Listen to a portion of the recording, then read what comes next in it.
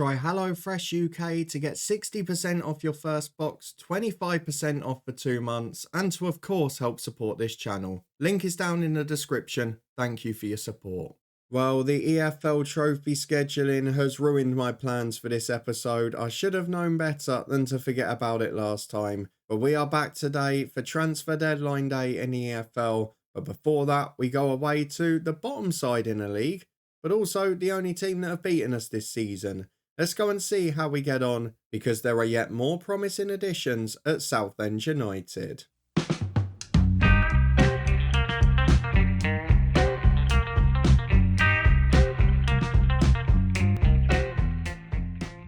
Yes, hello and welcome along to part 25 of Saving Southend with me, Daniel.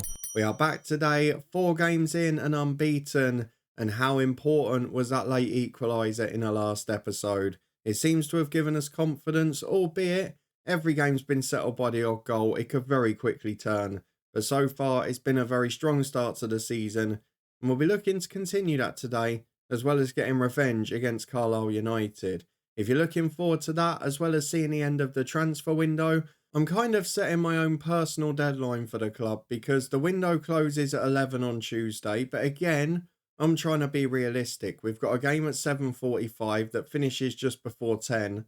We're not going to be getting much done in the evening. So I'm going to get through Carlisle and I'm going to aim to get all my work done, particularly with the ins, by the time we get to that Southend United match. So hopefully you're looking forward to all of that. We've got a few good signings to introduce and a few good games to look back on. And unfortunately, our worst fears have been realised because although it's not a bad one, Joe Williams has already got his first injury of the season. For now, though, let's go and have a look at the transfer centre because it's been busy. And there's also been one very interesting development, which you can kind of see on screen here.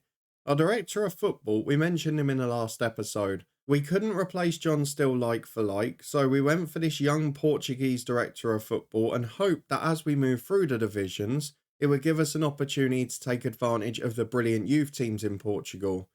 Well, it turns out our director of football wants to do that already. I've pre-agreed this deal after he made an offer. I don't know anything about the player. We've got a little bit of a scouting idea now, but nothing clear-cut and nothing we can make a decision on. But he's gone for a young Portuguese youth international from Benfica, one of the big 3 in Portugal. So if that's a sign of things to come from our new director of football, we could be in for an absolute field day. I'm going to see how good he is when he comes in January. He can't join before he's 18 years of age. But if he comes in and he's a good one, we might well have a new line of attack for our progression as a club. He incidentally did try to get a left centre-half as well, but he went to a championship club on loan. He was actually in England, though, at a Premier League club. This one, he's gone direct to one of the big Portuguese academies, and I'm all for that. The other loan offer he's made, I'm not going to accept because it's a player that doesn't improve us. But let's have a look at what has been done since you were last here. And we've got a couple of outs to look at, and the ins have sort of been forced as a result of them. But one wasn't enough for me. I wasn't happy with getting one player in from our built-in Bristol save last year. So I bought in the second as well. Had to feel guilty about Harry Cornick because I didn't offer him that contract I promised in FM23, despite the fact he either scored or set up the winner in the playoff final. I can't remember which it was. But Harry Cornick is now the second player to join us from Bristol City in that save, because he is now a 31-year-old right midfielder. His attributes have been really weirdly adapted this year. He's become very good technically. And by the way, finally, now he's left Luton, the FM researchers have found a long throw. So Luton's researcher just isn't working. But physically, he's lost a lot of his pace. He's gained stamina.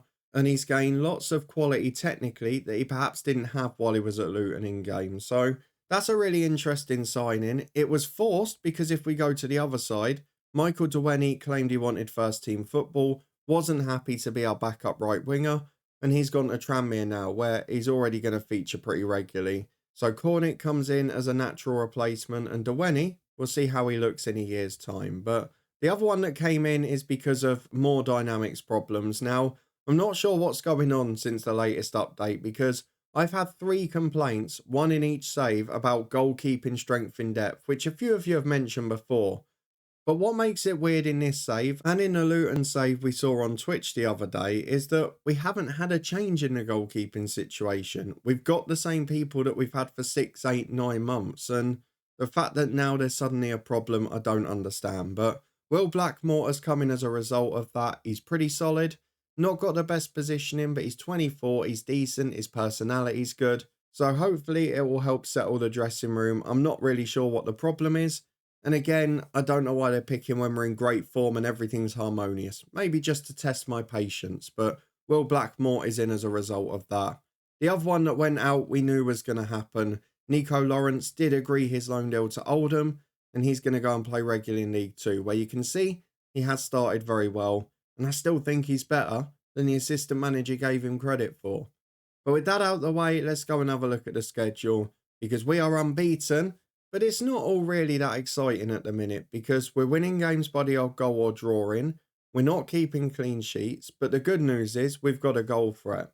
You were with me for that Millwall game, a bonkers one. To go down to 10 men, then go a goal down and still find that late equaliser. It's an incredible display of spirit from the boys, and they've proven since then that they're going to be competitive because against Carlisle in the Cup, we rotated nearly everyone. And if it hadn't been for Dewaney missing a penalty, we would have been through with one to spare. As it is, we then missed 3 in a row. But we did get 2 goals in that game, and Presley built his fitness up more, and Elkan Baggott got 1 too, which was nice to see. Against Bolton, we won by 2-1. Jarell Konza, we said he was 6'6". We said he was physically imposing. Well, he joined Aaron Presley with the headed goals, both of them popping up with headers, both of them showing their aerial prowess. And it's going to be such a route of attack for us this season. And still, there's teams that can't deal with it. So building a physically imposing side has worked an absolute treat. Against Forest Green, we won by 2-1. Ferry and Dan scored the goals there as we got a bit of revenge for that awful game at the end of last season. They came up with us, and to be fair, they looked good. They were the better side for the most part. But we got the win. We got 3 points on the board. And we continued the unbeaten run after that against Peterborough. Yes, again, it required a late equaliser.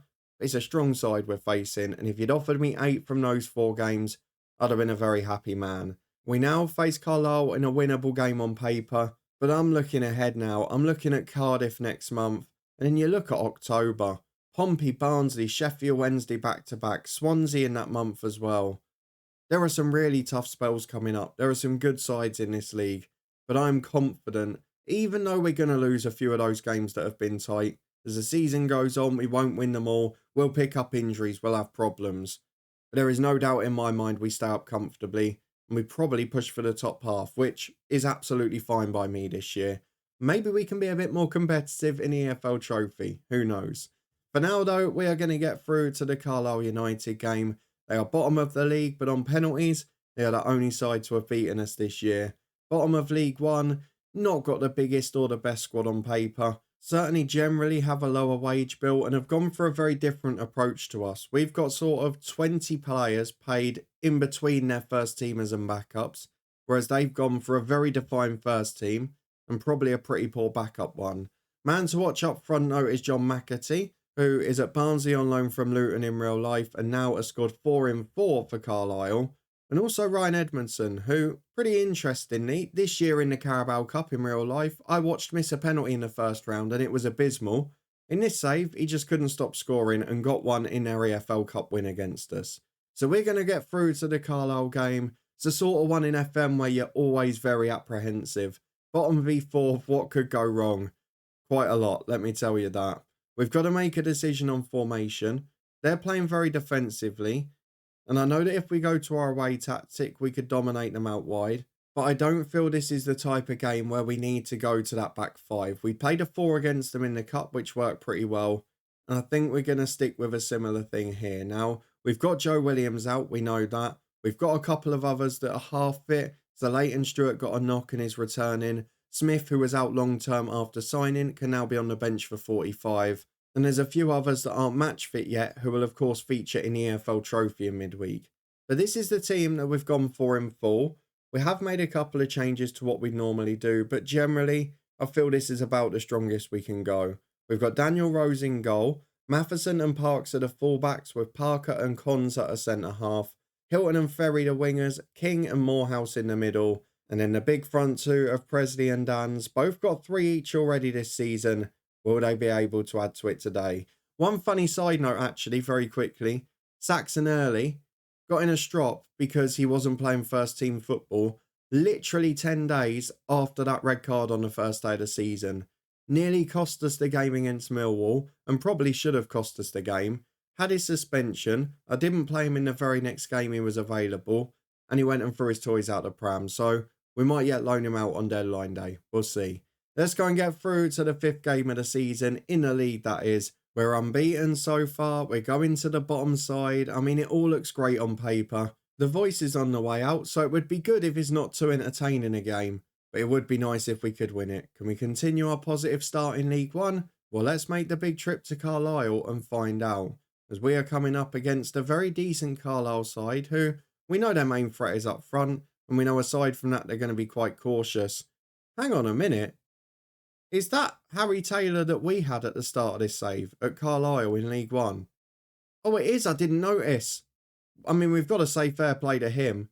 He's made it to League One as well. Was a very good player for us. Again, we had a few problems with morale and that. But that first season where we had no players and he just covered as a centre-half all year. He was fantastic. Helped us to an FA Trophy final, a day out at Wembley. Big respect for him, and he's still playing in League One. Fair play. Let's go and pump the fist. Let's say we want to be impressed. We've got Morehouse inspired. We've got a pretty good team out. So let's just hope we can get the win. I'll tell you what. I've been to Brunton Park. It's a good ground. It's got a bigger capacity than you'd imagine. It certainly don't look like that. Let me tell you that for sure. Let's go and get through the first half. See how we get on.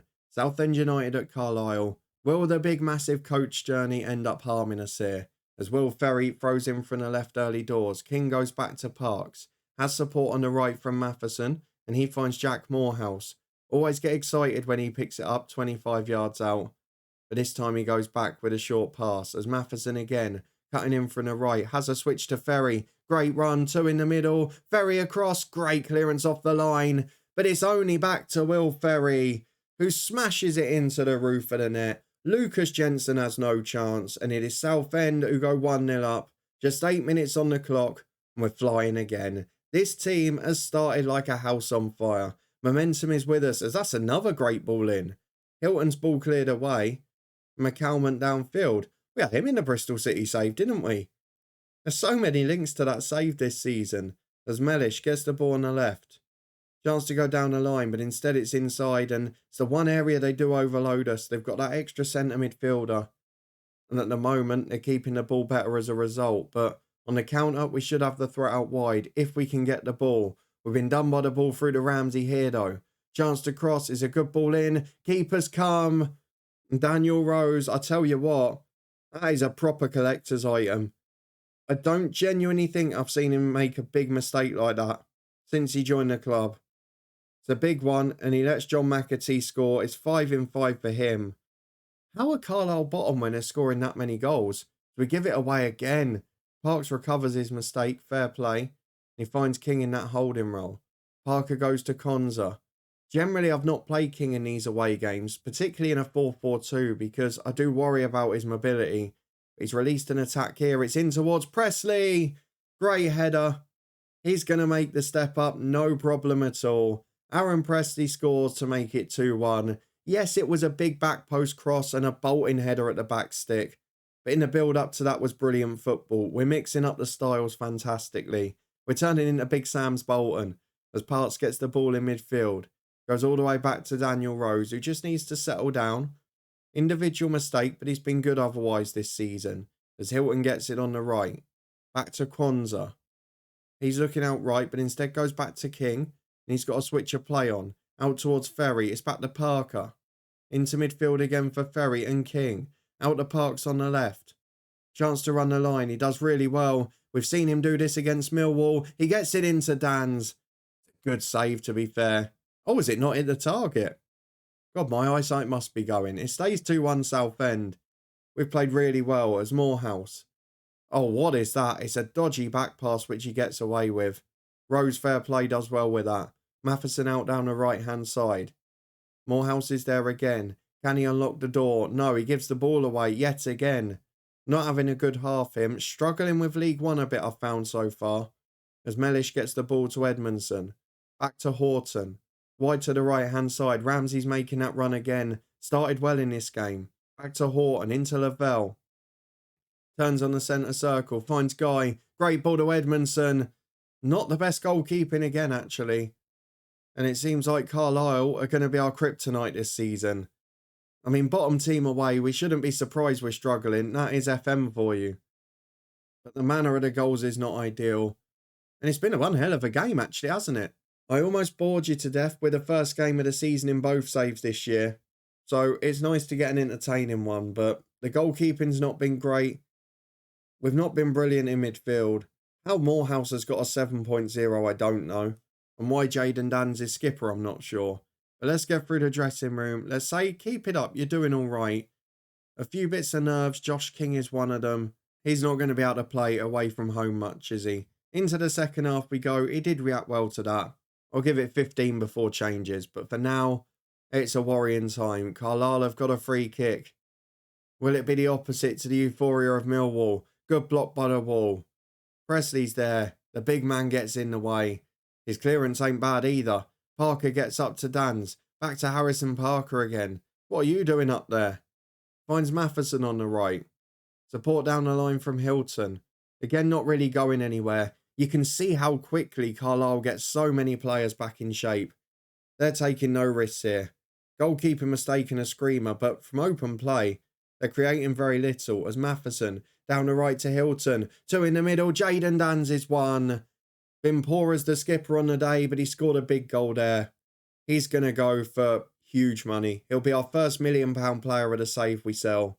And with 10 minutes of the second half gone, we're back in front for the third time. This time, can we maintain it? I'm not so sure. Let's get a couple of nervous boys off. We'll go Tomlinson right back for Matheson. King will come off for Alistair Smith, who will make his debut for the football club. He'll go box to box. He's 6'3" as well. And then we'll save the last three for now. Cornick's there if we need him. We've got a good sub on both wings now, in fact. And if Dan's is struggling, Leighton Stewart or Cornick can come on. As Parker's got a free kick on the halfway line. Would be nice if we could just get a 2-goal lead and maybe just put them out of sight for once. As Parks releases Dan's great turn. Sits the defender down. That's why he's captain. Ignore me, Jayden. You just crack on and do what you want. To think we almost lost him last summer for what, 160 grand? Because we weren't playing him straight away and he didn't settle in. It's crazy, isn't it, how football works? Will Ferry's knackered. You'll come off for Trevor Clark. Same with Leighton Stewart for Jayden Dan's. It's all about preserving them at the minute. And we'll save the last sub a few more minutes because we're 10 to go. This is now a very nice day at the office. Parker gets it wide to Tomlinson.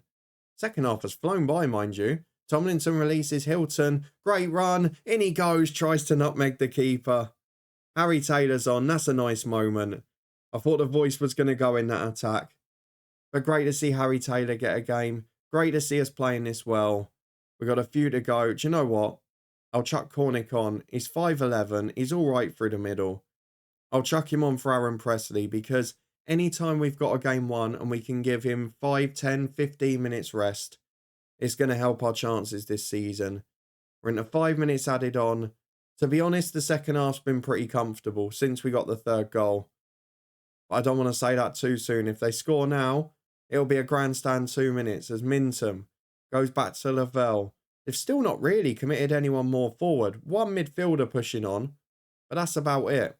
As Lavelle's got it a right centre half, into Harry Taylor. All applaud him. Great switch of play. Just overhit for Guy. Tomlinson keeps it in. He must have thought he was still a teammate or something. The Smith picks it up in midfield. Great to see him back. Finds Cornick with a good touch. That's the bit that Presley can't do, is the little spin in behind. Cornick again. Back to Tomlinson. Nice to have a little bit of experience on as well. Look at Smith, Cornick and Tomlinson. What a goal from Leighton Stewart as well, by the way. His first since returning. 5-2. Sonny Hilton's had a blinder. The 3 players there over the age of 27. It's not what I normally do. But it's going to be effective. It's a friendly game on paper. And we've made it count eventually. A good second half. A very strong finish. And a 5-2 victory. Let's get ahead to deadline day. See if we get any offers for our stars.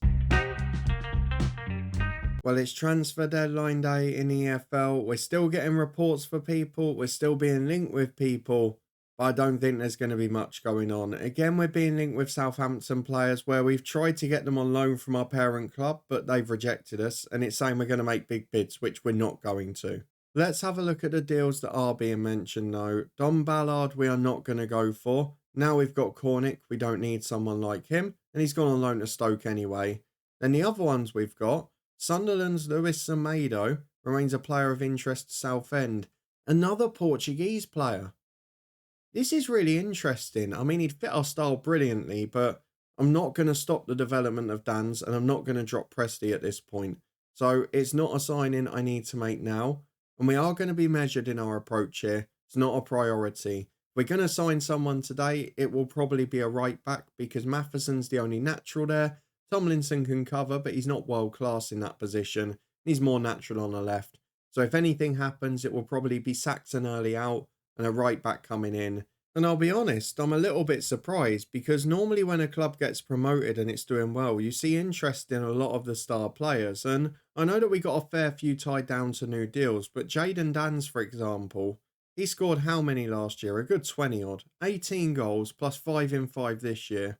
And at 20 in real life, surely there would be clubs sniffing around. Goals are the most valuable commodity in football. Same for Presley. Top scorer in League 2 last season. Not a jot of interest for a 30 goal a season man.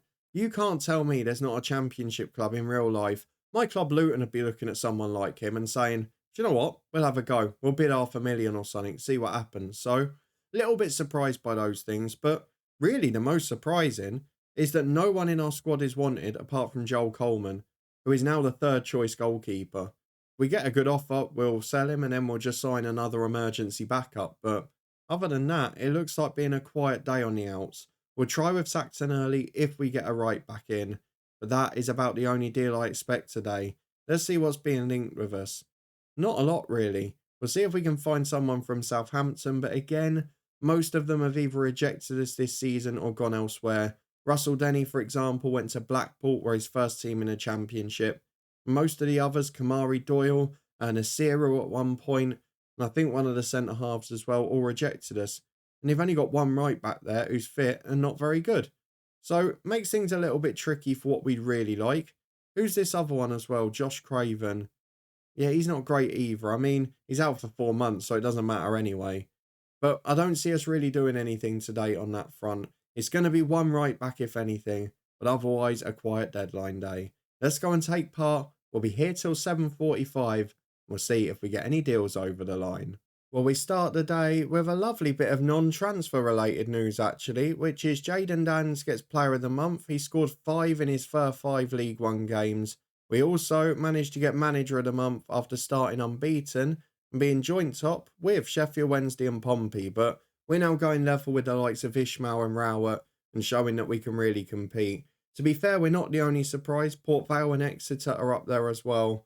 So it has been an interesting start with Swansea in the relegation zone, Cardiff not far above it. And of course, as you can see, Millwall, Bolton and Barnsley all in the bottom half too. So League One is looking pretty weird at the minute. We've still not found a right back worth signing yet though. So let's get through the rest of the day and hope a gem comes out. And oh, by the way, Luton are being managed by Olof Mellberg. What a world we're in. Well, we've found ourselves a couple of right-back solutions that aren't going to be the long-term world beaters we're looking for, but might well do a job on one-year deals. And they are Ethan Ingram, who is a 23-year-old free agent who has played at Bolton, West Brom, Port Vale, etc. But more importantly, is young, is natural in both positions, and is capable of getting forward and determined too. There's also this one, Harry Brockbank, who's 27 now. Available as a potential emergency signing, but I think I know who I'm opting for. Ethan Ingram is going to be the man in. He will be our signing of deadline day, and we're trying out to loan Saxon early out just to balance the squad a little. Tomlinson developing concerns, but he's accepted a reduced squad role, and he's also going to play a bit more, so no problem with that. The big question, though, is what we do with this, because have a look at Amaro Nallo. I always talk about getting sell-on clauses in deals if you can. We sold Amaro Nallo for 350 grand. He is now starting for Millwall in League One. He is their best performer by a country mile. and he is now worth a fair bit of money here, 650 grand, but that's from our old scout report, so might not be accurate. The big news though, if you look at him, he's alright, he's got potential, but you don't know what he's going to reach. We can sell his 50% sell on for 750 grand, which means we will have then got over £1 million for him overall. There is no way on earth I'm rejecting that deal. Amaro Nallo, 758 grand in, and we put one of our clubs in our league in financial trouble in the meantime. It's literal transfer genius that. Cameron Ishmael, we can pay 50 grand to Arsenal, but I'm not sure whether he's going to work out yet. So we'll stick with that for now. Ethan Ingram will be our first signing of the day, quite possibly our last one as well. He's going to be a good addition to the club. Let's go and meet him. He's joining now. Well, here we go then with Ethan Ingram. 2.5-star ability, 3-star potential, plenty of space in the squad for him and for Blackmore. Very happy with both of them. With Diogo Fernandez coming in soon, you need to reconsider who's in the squad. There's 2 spaces. I don't understand what you're on about. Stupid comment that is. Anyway, we've got a good addition in. Elkan Baggott is going to welcome him. Could become a bit of a star. He is a former England youth international. We'll wait and see. Very good addition there. We're going to turn down the ones for Flanagan, which the director of football did, and Brockbank, who is not as good or as young as Ingram. And we're going to get through to the rest of the day. But the only thing we're going to do is offer out Saxon early on loan. If we do get any offers during the day, I'll be back to tell you about them. Well, we've reached fitness test time ahead of the EFL Trophy game, and that means it's my cut-off for the window. We'll be playing a reserve side in that anyway. But we do have one final offer of the day, which might just make our day perfect. Saxon early, 70% of the wages from Grimsby. Let's try and get 80. He'll get a full year of experience in. I presume they're in League 2. They are, and they're doing well in League 2 as well. So let's accept that offer. Could be the best thing for both parties, that. And that will be the end of our transfer window. Saxon early out at left back, replaced by a right-sided player. Tomlinson moves back to his natural side. And I am very happy with that as a transfer window. We've got Fernandez pre-agreed to join in January, who looks like he's going to be a bit of a gem. 17-year-old star from the Benfica Academy. How bad can they really be? We've managed to get 750 grand in without selling a player, purely because of a brilliant sell-on clause from last January. And as well as the additions of Harry Cornick and Will Blackmore, we've got a new right-back in Ethan Ingram, who looks like he's going to improve and make us a profit too. For me, that is a very good transfer window, following a very good performance and start to the season generally. A bit disappointed to be out the cup, but I feel we can have a bit of a go at the trophy this year. Our backup team, with the greatest of respect, it should be competitive.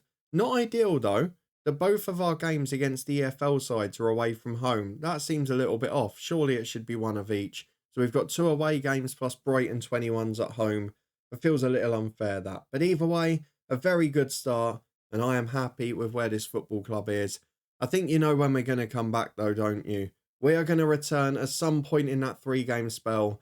Pompey, Barnsley, Sheffield Wednesday. We'll see who's closest to us in the table. Don't forget, if you look at it now, Pompey and Sheffield Wednesday are the top 2. I'm sure it's going to be a fun one no matter who we pick. If you're looking forward to that and you did enjoy this one, please do put a thumbs up on the video.